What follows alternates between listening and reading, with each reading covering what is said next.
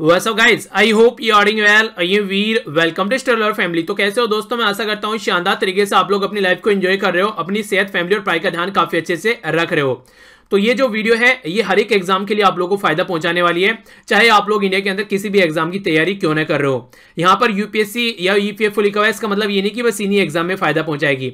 आप लोगों को ये स्टेट के जितने भी एग्जाम होते हैं उनके अंदर फायदा पहुंचाएगी, और किसी भी एग्जाम की आप लोग तैयारी कर रहे हैं ये एक अच्छा लेवल आप लोग का तैयार कर देगी, ताकि आप लोग उस एग्जाम में जाकर कंफर्टेबल फील करो। बस आप लोग एक छोटा सा काम करना है, जैसे ही स्क्रीन पर आप लोग क्वेश्चन दिखेगा, मेरे आंसर बताने से पहले एक बार खुद से उसको अटेम्प्ट कर देखिए। इससे ये होगा, अगर आप लोग उसको यहीं पर ही एक बार गलत कर लेंगे तो फिर एग्जाम में आप लोग उसको गलत नहीं करेंगे। सही होता है तो अच्छी बात है, गलत हो जाता है तो और भी अच्छी बात है। इसका मतलब ये होगा कि अब एग्जाम में आप लोग उसको याद रखोगे, क्योंकि गलती जो है नॉर्मली इंसान याद रख लेता है। तो इससे काफी अच्छा फायदा आप लोगों को देखने को मिलेगा।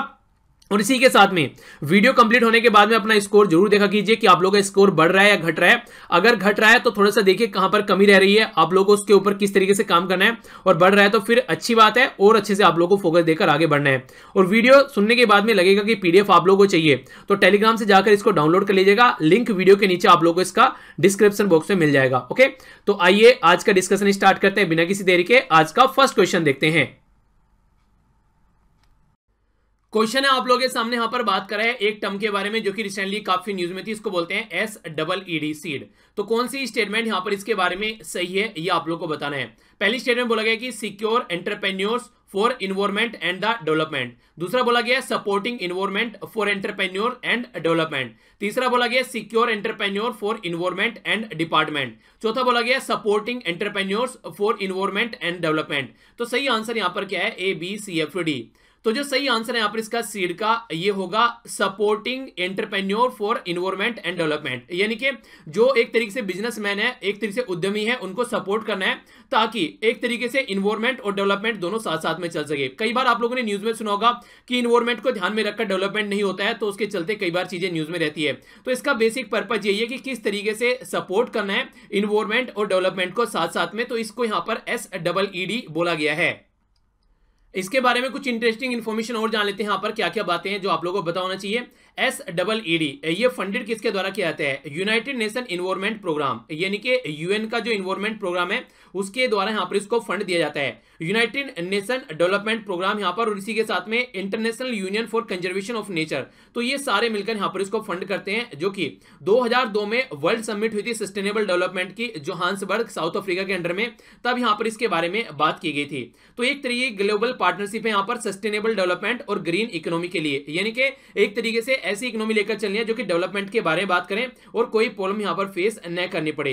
तो इसके चलते ये काफी लार्ज स्केल पर जो इनिशिएटिव है एशियन, अफ्रीकन और even India, Indonesia, Thailand, Uganda, इन सारी कंट्रीज में यहाँ पर इसके जो प्रोजेक्ट हैं वो यूज किए जा रहे हैं डेवलपमेंट के पॉइंट ऑफ व्यू से, ताकि इन्वायरमेंट और डेवलपमेंट दोनों को साथ में लेकर चला जा सके। तो आंसर यहाँ पर इसका डी हो गया। आगे चलते हैं। नेक्स्ट क्वेश्चन है आप लोगों के सामने, यहां पर बात कर रहा है इंटरक्रॉपिंग। जो इंटरक्रॉपिंग होती है यानी कि एक फसल के बीच में दूसरी फसल उगाई जाती है, तो उसके बारे में क्वेश्चन है कि इंटरक्रॉपिंग जो होती है वो जो एक तरीके ये यहां पर सोल क्रॉपिंग या फिर मोनोक्रॉपिंग या फिर जो कन्वेंशनल मेथड होता है कि एक तरीके खेती लगाना, एक तरीके की फसल उगाना एक खेत में, तो उसके कंपेयर में इंटरक्रॉपिंग कितने ज्यादा फायदेमंद है, उसके बारे में कौन सी स्टेटमेंट सही है, ये क्वेश्चन है आप लोगों के सामने। बोला गया यहाँ पर ये एक तरीके से इंश्योरेंस होता है अगर कोई क्रॉप फेल हो जाती है एबनॉर्मल ईयर में, यानी कि मान लीजिए 2 क्रॉप आप लोगों ने लगा रखी है और एक कोई सी क्रॉप यहाँ पर फेल हो गई तो कम से कम एक बच जाएगी, ऐसा बोला जा रहा है कि एक तरीका इंश्योरेंस का काम करता है। दूसरा बोला गया यहाँ पर ये एक तरीके से बैलेंस करता है जो न्यूट्रिशन अपटेक ले जाते हैं यहाँ पर, एक तरीके से not deplete over year again. इसका मतलब क्या है? इसका मतलब यहाँ पर ये बोला गया कि जिस तरीके से मान लीजिए आप लोगों ने क्या किया, एक बार जवार लगा दिया पूरे खेत में, फिर आप लोगों ने पूरे खेत में फिर से जवार लगा दिया और फिर से जवार लगा दिया, तो एक तरीके न्यूट्रिशन लेकर यहाँ पर ये फसल बढ़ रही है, तो उसके चलते क्या होगा? उसके चलते ये होगा कि वो एक तरीके का यहाँ पर जो न्यूट्रिशन मिट्टी में से खत्म होता चला जाएगा। पर लेकिन अगर मिक्स कर आप लोग लगा रहे हैं, यहाँ पर कुछ और लगा दिया, यहाँ पर आप लोगों ने कुछ और लगा दिया, कई बार देखा होगा गेहूं के साथ में सरसों को मिक्स करके लगा देते हैं, ठीक है। तो इससे क्या होता है? इससे ये होता है एक तो फसल जो है इंश्योरेंस वाला काम हो जाता है, और दूसरा यहाँ पर ये भी फंडा है कि यहाँ पर जो मिट्टी है उसकी उर्वरक क्षमता भी यहाँ पर कम नहीं होती है। तो दूसरी स्टेटमेंट ये है। तो कौन सा आंसर सही है? ए में बोला गया 1 ओनली, बी में बोला गया 2 ओनली, सी में बोला गया बोथ 1 and 2, डी में बोला गया नन ऑफ द अबव। सही आंसर क्या है? ABCFD। तो जो सही आंसर है यहाँ पर यह सी, यानी कि दोनों की दोनों स्टेटमेंट सही है। तो जो बातें आप लोगों को यहाँ पर बताई है वो बिल्कुल सही है। अगर यहाँ पर ऐसा होता है कि कोई एक क्रॉप फेल हो जाती है तो एक बच जाती है, तो किसान को ऐसा नहीं होगा कि बिल्कुल बर्बादी लग गई, यार कम से कम कुछ तो बच गया। वो नहीं है कि ना होने से कुछ होना अच्छा है। तो इस तरीके से आप लोग इसको अंडरस्टैंड कर सकते हैं। तो इंटरक्रॉपिंग एक अच्छा तरीका है फसल को उगाने का, और जो उर्वरक शक्ति है यहाँ पर मिट्टी की वो भी बनी रहती है। ठीक है, तो ये याद रखिएगा, आंसर यहाँ पर इसका सी हो गया। आगे चलते हैं। नेक्स्ट क्वेश्चन है आप लोगों के सामने, यहां पर बात की जा रही है United Nation conservation to combat desertification. तो इसके बारे में कौन सी स्टेटमेंट करेक्ट है ये आप लोगों को बताना है। पहली स्टेटमेंट बोला गया कि इंडिया के द्वारा अभी इसकी थर्ड टाइम यहां पर इंडिया के द्वारा होस्ट किया गया है, इसका 14th जो सेशन है अभी यहां पर ये हमारी कंट्री में होस्ट किया गया है, जिसको बोला गया यहां पर कम्बैट डिजर्टिफिकेशन, यानी कि जो मरुस्थलीकरण है उसको रोकने की बात की जाती है। तो ये इसका थर्ड सेशन यानी कि थर्ड टाइम इंडिया के द्वारा होस्ट किया गया, इसका जो 14th सेशन था। इंडिया के द्वारा जो प्रेसिडेंसी ली गई, इससे पहले चाइना के पास थी, अब चाइना से हमारे पास में आ गई है। ये सीओपी बोलते हैं, कॉन्फ्रेंस ऑफ पार्टीज। ठीक है, तो जो प्रेसिडेंसी है यानी कि हम इसके लीडर हैं अब यहां पर इस मीटिंग के। तीसरा बोला गया है ministry of environment and forest and climate change जो है वो नोडल एजेंसी यहां पर जो इसके ऊपर काम करती है। तो करेक्ट आंसर क्या है? ए में बोला गया 1 and 2, बी में बोला गया 2 and 3, सी में बोला गया 1 and 2, ए में बोला गया 1 and 3, बी में बोला गया 2 and 3, सी में बोला गया 1 and 2 एंड डी में बोला गया 1 to 3। सही आंसर क्या है? A B C F D. तो जो सही आंसर है यहां पर इसका ये है बी, यानी कि 2 and 3। जो फर्स्ट स्टेटमेंट है यहां पर गलत है, क्योंकि इंडिया फर्स्ट टाइम इसका ये सेशन होस्ट कर रहा था, तो इसीलिए आप लोगों के लिए इंपॉर्टेंट हो जाता है। याद रखिएगा, इंडिया के द्वारा फर्स्ट टाइम ये सेशन यहां पर होस्ट किया गया। इससे पहले यहां पर ये चाइना का सेशन होस्ट कर रहा था। इसी के साथ में यूएनसीसीडी, जिसको आप लोग बोलते हैं यूनाइटेड नेशन कन्वेंशन और टू कम्बैट डिजर्टिफिकेशन, ये यहां पर 1994 से स्टार्ट किया गया था, ताकि कुछ ऐसी लैंड जो फालतू की पड़ी हुई है उसको यूटिलाइज किया जा सके। तो एक तरीके से ये काफी इंटरेस्टिंग है, जिसके बारे में आप लोग याद रख सकते हैं। क्वेश्चन आप लोगों से बन जाते हैं कई बार। और हमारी कंट्री में मिनिस्ट्री है यहाँ पर, ये ministry of environment and forest and climate change, nodal agency है, इसको इंप्लीमेंट करने वाली हमारी कंट्री में। आंसर भी हो गया। आगे चलता हूं। नेक्स्ट क्वेश्चन है आप लोगों के सामने, यहां पर ये बात कर रहे हैं नेशनल सुपर कंप्यूटर मिशन के बारे में। तो इसके बारे में कौन सी स्टेटमेंट करेक्ट है ये आप लोगों को बतानी है। नेशनल सुपर कंप्यूटर मिशन में बोला गया है ये एक ज्वाइंट मिशन है नीति आयोग का department of electronics and information technology के साथ में। दूसरा बोला गया national super computer mission approve किया गया था 2016 में। ये जो सुपर कंप्यूटर मिशन है यहाँ पर एक तरीके से नेटवर्क है जो हमारी कंट्री में नेशनल सुपर कंप्यूटिंग ग्रिड, ये यहाँ पर खासकर नेशनल नॉलेज नेटवर्क के साथ भी यहाँ पर मिलकर काम करता है। एक तरीके से मोटे मोटे तौर पर आप लोग बोल सकते हैं कि ये एक ऐसा प्लान है जो कि हमारी कंट्री में कहीं ना कहीं इंपावर करने की कोशिश कर रहा है, रिसर्च एंड डेवलपमेंट की बात कर रहा है, ताकि सारी फैसिलिटीज कंट्री में हाई परफॉर्मेंस लेवल पर हम लोग प्रोवाइड करा सकें। तो कौन सा आंसर सही है? ए में बोला गया 1 and 2, बी बोला गया 2 and 3, सी में बोला गया 1 and 3, डी बोला गया 1 to 3। सही आंसर क्या है? A B C F D. सही आंसर यहाँ पर बी, यानी कि सेकंड और थर्ड स्टेटमेंट सही है, पर फर्स्ट स्टेटमेंट यहाँ पर गलत है। रीजन क्या है? National super computer mission approve किया गया 2016 में, इंप्लीमेंट किया जा रहा है jointly department of science and technology, जिसको आप लोग डीएसटी भी बोलते हैं कई बार, और department of electronics and technology जो कि यहाँ पर डीआईईटी है। तो ये दोनों मिलकर यहाँ पर इसको इंप्लीमेंट कर रहे हैं। तो ये इंपॉर्टेंट फैक्ट है जो कि आप लोग याद रखते हैं। बाकी जो बोला गया यहाँ पर कि नेशनल नॉलेज नेटवर्क में, तो यहाँ पर ये हेल्प प्रोवाइड कराएगा ताकि हाई परफॉर्मेंस कंप्यूटिंग की हमारी कंट्री में देखने को मिल सके। तो इसके चलते आंसर यहाँ पर इसका बी हो गया। आगे चलते हैं। नेक्स्ट क्वेश्चन है यहाँ पर आप लोगों के सामने, यहाँ पर बात की जा रही है higher education model resource assistance for college with excellence. तो जिसको रेस बोला गया है यहाँ पर, इसके बारे में कौन सी स्टेटमेंट करेक्ट है ये आप लोगों को बताना है। पहला बोला गया कि लॉन्च किया गया गुजरात गवर्नमेंट के द्वारा। दूसरा बोला गया इसका एम है डिस्ट्रीब्यूट करने के लिए जो फैसिलिटीज होती हैं और जो मूवेबल एसेट्स होती है स्टेट लेवल पर, और इसी के साथ में यहाँ पर रेशनलाइज करना अवेलेबल जो रिसोर्सेज होते हैं उनको। तो कौन सी स्टेटमेंट यहाँ पर करेक्ट है ये बताना है। ए में बोला गया 1 सही है, बी में बोला गया 2 सही है, सी में बोला गया बोथ 1 and 2 एंड डी में बोला गया नाइदर 1 nor 2। तो सही आंसर क्या है इसके हिसाब से? तो सही आंसर यहाँ पर इसका डी, यानी कि कोई सा भी आंसर यहाँ पर सही नहीं है। तो फिर सही आंसर क्या है? राजस्थान गवर्नमेंट के द्वारा यहाँ पर लॉन्च किया गया ये न्यू हायर एजुकेशन मॉडल, जो टाइटल जिसको दिया गया resource assistance for college with excellence, जिसको रेस की फॉर्म में यहाँ पर इसको बोला गया।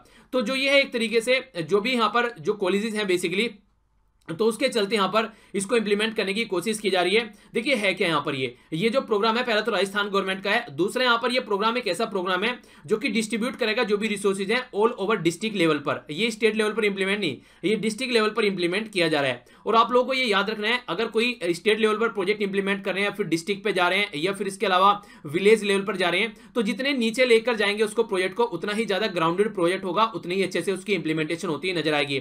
तो एक तो होता है सेंटर के द्वारा इंप्लीमेंट करना, एक होता है विलेज के द्वारा इंप्लीमेंट करना। तो जो विलेज के द्वारा इंप्लीमेंट किया जा रहा है वो बिल्कुल ग्राउंड लेवल पर सिचुएशन को समझते हुए इंप्लीमेंट किया जाएगा। तो ये एक स्टेट लेवल का नहीं, डिस्ट्रिक्ट लेवल पर का प्रोग्राम है जो कि यहां पर राजस्थान गवर्नमेंट के द्वारा स्टार्ट किया गया है। ठीक है, तो आंसर यहां पर इसका डी हो गया। आगे चलते हैं।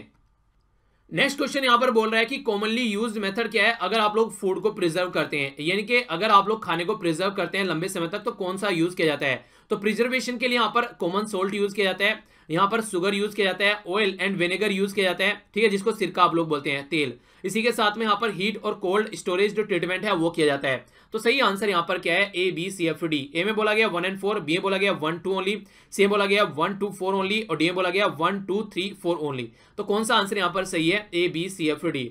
सही आंसर यहां पर इसका डी, यानी कि सारी की सारी स्टेटमेंट सही है। अगर आप लोग यहां पर सेव करना चाहते हैं फूड को लंबे समय तक, तो यहां पर ये सारी चीजें, जैसे आप लोगों ने सुना होगा कई बार, अगर कोई भी आप लोग प्रोडक्ट यहां पर सेव करना चाहते हैं तो नॉर्मली तो आप लोगों ने सुना होगा कि उसको फ्रिज में रख दीजिए या फिर उसको आप लोग गर्म कर दीजिए, ठीक है, तो ये तो होता ही है। ऑयल में डालकर जो अचार होता है लंबे समय तक रखा जाता है, सिरका आप लोगों ने देखा ही है, शुगर भी यहां पर रखा जाता है, जैसे आंवला का मुरब्बा आप लोगों ने देखा होगा, ठीक है, और इसी तरीके से सॉल्ट भी यूज किया जाता है। तो ये सारे प्रिजर्वेशन के लिए यूज किए जाने वाले मेथड है ताकि जो प्रोडक्ट है वो खराब ना हो और लंबे समय तक उसको यूटिलाइज किया जा सके। क्योंकि देखिए प्रोडक्ट निकल तो जाता है उसमें दुकान के लिए, यहां पर बेसिकली कस्टमर तक पहुंचने पर लंबे समय तक रखा रहता है तो उसको खराब ना हो ताकि वो, तो ये हेल्प यहां पर मिलती है। आंसर डी है। आगे चलते हैं।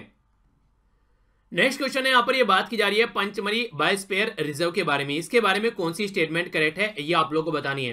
पहले बोला गया यहां पर जो बायोस्फीयर रिजर्व है ये यहां पर सिमलीपाल नेशनल पार्क और इसी के साथ में बोरी और पंचमरी वाइल्ड लाइफ सेंचुरी इसके अंदर आप लोगों को देखने को मिलती है। सॉल और जो यहाँ पर साल होता है और जो वाइल्ड मैंगो होता है वो यहाँ पर इंडेमिक फ्लोरा है। फ्लोरा और फ्यूना में डिफरेंस आप लोग याद रखिएगा। फ्लोरा होता है पेड़ पौधे फूल पत्तियां और जो फ्यूना होता है वो होता है बेसिकली जो जानवर होते हैं, जीव जंतु होते हैं, उनको बोलते हैं, ठीक है। तो जो यहाँ पर साल और वाइल्ड मैंगो है यहाँ पर ये स्थानीय ये पाए जाते हैं। दूसरा बोला गया बिसन, इंडियन जायंट स्क्वैल और फ्लाइंग स्क्वैल। तो ये जो गिलहरी है और ये जो बिसन है यहाँ पर ये देखने को मिलती है बायोस्फीयर रिजर्व के अंदर। सही आंसर क्या है, एम बोला गया 1 ओनली, बी बोला गया 2 ओनली, सी बोला गया 2 and 3 और डी बोला गया 1 2 3। सही आंसर क्या है, A B C F D. Answer है यहाँ पर इसका सी, यानी कि 2 and 3 स्टेटमेंट सही है पर लेकिन फर्स्ट स्टेटमेंट यहाँ पर गलत है। रीजन क्या है, रीजन यहां पर ये जो पंचमरी बायोस्फीयर रिजर्व है यहाँ पर ये नेशनल पार्क आप लोगों को देखने को मिलेगा मध्य प्रदेश के अंदर में, ठीक है। तो यहाँ पर ये जो पर्टिकुलर एरिया है मध्य प्रदेश के अंदर, तो यहाँ पर आप लोगों को सतपुरा और 2 वाइल्ड लाइफ सेंचुरी बोरी और पंचमरी आप लोगों को देखने को मिलेगी। तो सिमलीपाल यहाँ पर नहीं है, ठीक है ना। तो ये इसके बारे में फर्स्ट स्टेटमेंट यहाँ पर गलत हो गई। सेकंड और थर्ड स्टेटमेंट यहाँ पर बिल्कुल सही है, ठीक है। तो इसके बारे में आइडिया रखिएगा। आंसर यहाँ पर इसका सी हो गया, ये मध्य प्रदेश के अंदर है। ओके, आगे चलते हैं। नेक्स्ट क्वेश्चन है यहाँ पर ये हिस्ट्री क्वेश्चन है। बात की जा रही है यहाँ पर यह इजारादारी सिस्टम के बारे में जो ब्रिटिश इंडिया में सिस्टम हुआ करता था। तो इसके बारे में कौन सी स्टेटमेंट करेक्ट है ये आप लोगों को बताना है। इजारादारी जो सिस्टम था ये इंट्रोड्यूस किया गया था मुनरो के द्वारा। दूसरा बोला गया यहाँ पर राइट टू कलेक्ट रिवेन्यू, यानी कि जो पैसा इकट्ठा किया जाता था जो टैक्स का, वो यहाँ पर लैंड के जो रिवेन्यू निकल कर आता था वो हाईएस्ट जो बिडर होता था, यानी कि जो सबसे ज्यादा बोली लगाता था कि हाँ ये पर्टिकुलर लैंड है और इसकी सबसे ज्यादा जो रिवेन्यू कलेक्ट कर मैं दूंगा, तो उसको यहाँ पर ये राइट दिया जाता था। लैंड जो परमानेंटली थी वो बोला जा रहा है कि जो इजारदार थे उनको दे दी जाती थी। सही आंसर क्या है, ए में बोला गया 3 ओनली, बी बोला गया 1 and 2 ओनली, सी में बोला गया 2 and 3 ओनली, डी में बोला गया 2 ओनली। सही आंसर क्या है, A B C F D. सही आंसर है यहाँ पर इसका डी, यानी कि सेकंड स्टेटमेंट सही है पर लेकिन फर्स्ट और थर्ड स्टेटमेंट गलत है। क्योंकि ये जो सिस्टम इंट्रोड्यूस किया गया था ये वॉरेन हास्टिंग के द्वारा इंट्रोड्यूस किया गया था, ना कि मुनरो के द्वारा। पहली स्टेटमेंट यहाँ पर गलत हो गई। होता क्या था इस सिस्टम में, मान लीजिए ये कोई एक जमीन है तो यहां पर इस जमीन की बोली लगाई जाती थी कि कौन यहां पर सबसे ज्यादा इस पर्टिकुलर एरिया में से पैसा इकट्ठा कर देगा। तो जो सबसे हाईएस्ट बोली लगाता था, कोई बोलता था टैक्स में इकट्ठा करके दूंगा यहाँ पर 100 रुपए, कोई बोलते हैं यहाँ पर 500 रुपए, कोई बोलते हैं यहाँ पर 1000 रुपए, कोई बोलते हैं यहाँ पर 5000 रुपए। तो जो 5000 रुपए इकट्ठा करके देने की बात बोलता था उसको यहाँ पर इसका इजारदार बना दिया जाता था। तो ये यहां पर सिस्टम था बेसिकली। ये यहां पर बोला गया कि परमानेंट लैंड दी जाती थी ऐसे एसिड्स टू इजारदार, तो ऐसा कुछ नहीं था, ये कलेक्शन का मुद्दा था इसीलिए यहां पर बस ये था, ऐसा कुछ नहीं था, उसको परमानेंट एसिड्स की तरीके से उसको दे दिया जाता था। पर लेकिन एक इंपॉर्टेंट फैक्ट ये है यहां पर उस टाइम पर कोई पैदावार ज्यादा नहीं होती थी, तो इसके चलते प्रॉब्लम ये देखने को मिलती थी, तो जो भी पैदावार यहां पर हो रही है उससे ज्यादा यहां पर इनके ऊपर टैक्स लगा दिया जाता था। तो इसके चलते ये सिस्टम जो है वो ढंग से काम नहीं कर पाया और कहीं ना कहीं फेलियर देखने को मिला इस सिस्टम को, क्योंकि उर्वरक शक्ति और जिस तरीके से आउटपुट निकल कर आ रहा था वो अप टू द मार्क नहीं था, टैक्स यहां पर ज्यादा था। तो आंसर यहां पर इसका डी हो गया। आगे चलते हैं। नेक्स्ट क्वेश्चन यहां पर बात कर रहा है गोल्ड सेमेडाइट के बारे में। तो इसके बारे में कौन सी स्टेटमेंट यहां पर सही है ये आप लोगों को बताना है।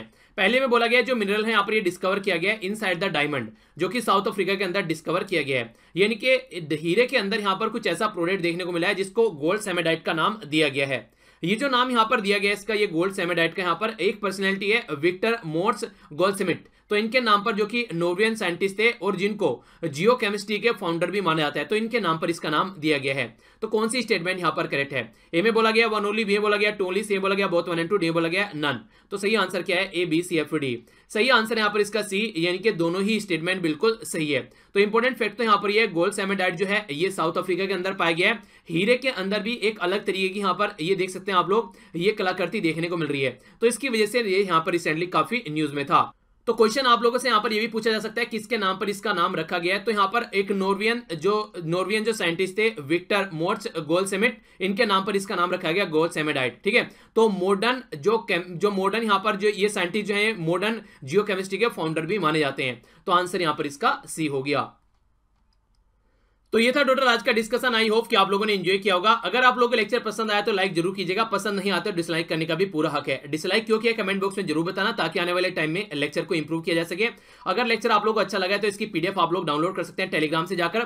टेलीग्राम का लिंक वीडियो के नीचे मिल जाएगा, या फिर आप लोग टेलीग्राम पर स्टडी लवर वीर के नाम से सर्च कर लीजिएगा @स्टडी लवर वीर, तो भी आप लोग यहाँ पर ये लिंक मिल जाएगा। इसको ज्वाइन कर लीजिए, फिर पीडीएफ डाउनलोड आप लोग कर सकते हैं। और मेरे साथ में आप लोग यहाँ पर ये सोशल मीडिया हैंडल है, कनेक्ट रह सकते हैं। सारे लिंक वीडियो के नीचे मिल जाएंगे।